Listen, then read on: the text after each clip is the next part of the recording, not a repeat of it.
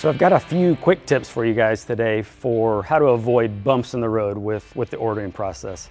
Ultimately, you just want to make sure you know what you're ordering.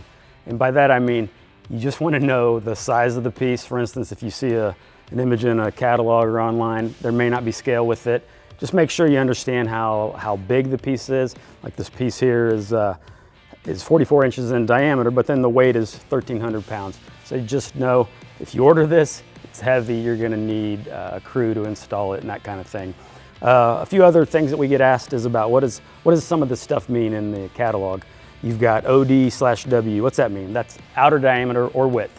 So that is gonna be the outermost diameter or width if it's a square. And then the more important one is the top ID, and that's top inner diameter. So that is gonna be your inner diameter at the top of the piece, and that's gonna ultimately determine what type of plant material you're going to put in, specimen trees, whatever it is. So make sure you know what you're getting. Make sure that your landscaper, your installer is prepared for that piece, and your order will go smoothly.